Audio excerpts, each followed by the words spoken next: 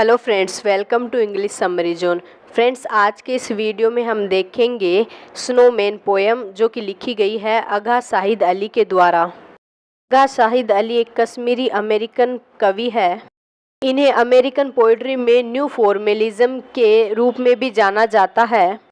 ये poem the snowman इन्हीं के collection the half inch Himalayas से ली गई है। Snowman is a पोइनेंट and evocative poem written by Aga Shahid Ali, an influential Kashmiri American poet.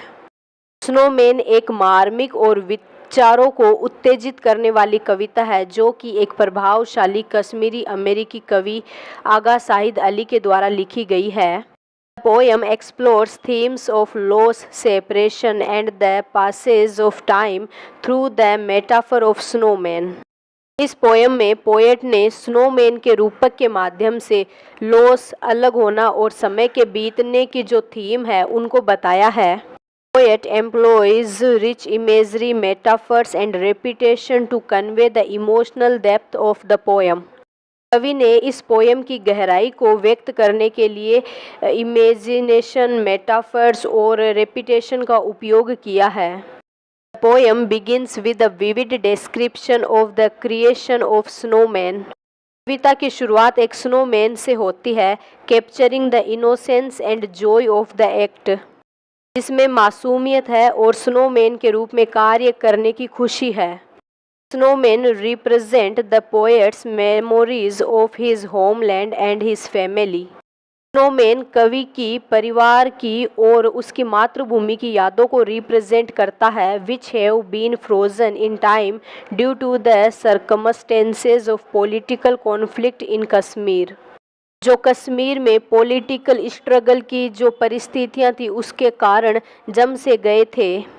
कवि की मातृभूमि और फैमिली से रिलेटेड जो मेमोरीज थी वो सभी राजनीतिक संघर्ष के कारण धुंधली पड़ गई थी। Opening stanza sets the tone for the rest of the poem. इसमें जो ओपनिंग स्टांजा है वह बाकी कविता के लिए एक टोन निर्धारित करता है, highlighting the contrast between the purity of snow and the harsh reality of the poets situation, जिसमें स्नो की प्यूरिटी और कवि की स्थिति की जो कठोर वास्तविकता है उसके बीच के अंतर को हाईलाइट किया गया है। As the poem progresses, the snowman transform into a symbol of loss and longing. जैसे जैसे कविता आगे बढ़ती है तो स्नोमैन लॉस और लॉन्गिंग यानी और लालसा के सिंबल के रूप में बदल जाते हैं। The poet's repetition of the phrase "Do you remember" underscores the yearning of the past and the desire to hold on to memories that are slipping away. कवि इस पोएम में एक फ्रेज को कई बार रिपीट करता है, "Do you remember", जिसका मतलब है कि आपको याद है। इस फ्रेज के माध्यम से कवि पास्ट के प्रति जो उसकी लालसा है और जो दूर जा रही यादें हैं उन सभी को वह बनाए रखना चाहता है। वह चाहता है कि ये यादें कभी भी धुंधली ना पड़े। The snowman come to represent not only the poet's personal memories but also the collective memories of a nation that has been sacred by violence and displacement. Snowman कवि की सिर्फ पर्सनल मेमोरीज को ही रिप्रेजेंट नहीं करता बल्कि उनके राष्ट्र के यादों को भी रिप्रेजेंट करता है। एक ऐसे नेशन की मेमोरीज को रिप्रेजेंट करता है जो कि हिंसा और विस्थापन से आहत थी। Second stanza introduces the idea of man with moustaches. दूसरे स्टांजा में एक मूंछों वाले आदमी को दिखाया गया है, symbolising the changes brought about by time and conflict.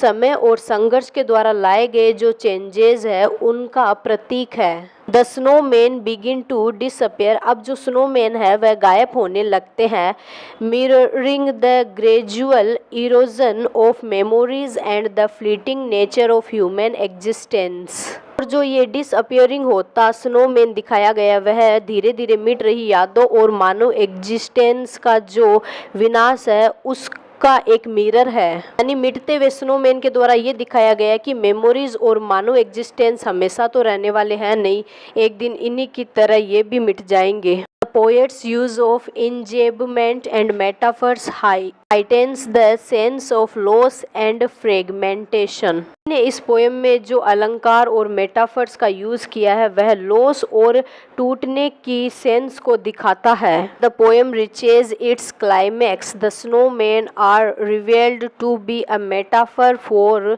The poet's own identity and sense of self. जैसे जैसे कविता अपने क्लाइमैक्स पर पहुंचती है तो स्नोमैन कवि की खुद की आइडेंटिटी और सेंस ऑफ सेल्फ के मेटाफर के रूप में सामने आता है। स्नोमैन कवि की आइडेंटिटी को रिप्रेजेंट कर रहा है।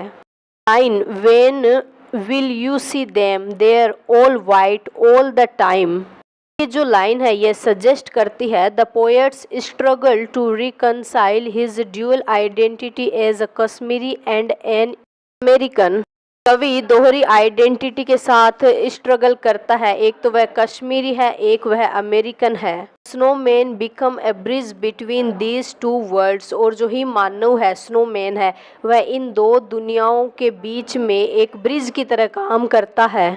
Embodying the poet's complex emotions and longing for a place that he can call home, जो कवि की जो कॉम्प्लेक्स इमोशंस है और उनकी ऐसी जगह की चाहत जिसे वह अपना घर कह सके को दिखाता है। Stanza shifts the focus to poet's mother, और अंतिम जो स्टांजा वह कवि की माँ को दिखाता है who becomes a symbol of both love and separation, जो कि लव और अलग थलग होने के भाव का एक सिंबल है।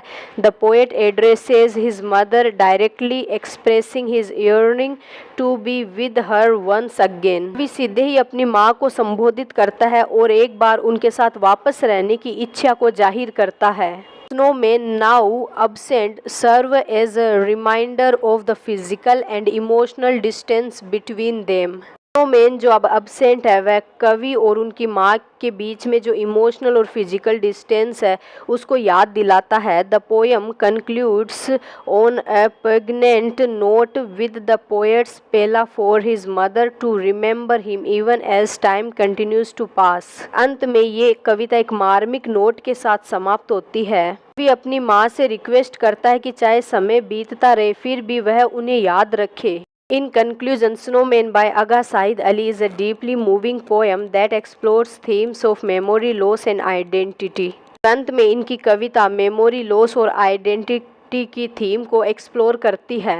Through the imagery of snowman, the poet conveys the complexities of this personal experience as well as the broader context of Kashmir's history and political turmoil. Snowman के इमेजिनेशन के माध्यम से कवि अपने व्यक्तिगत अनुभवों की जो कॉम्प्लेक्सिटीज़ है उनके साथ साथ में कश्मीर की हिस्ट्री और उनके राजनीतिक जो उथल पुथल है उनको व्यक्त करते हैं। The poem's emotional resonance and skillful use of literary devices make it a powerful exploration of the human condition. इस कविता के जो इमोशनल आवाज़ है और जो लिटरेरी डिवाइसेस है वे सभी मिलकर इस पोएम को ह्यूमन कंडीशन का एक पावरफुल एक्सप्लोरेशन यानी खोज बनाते हैं।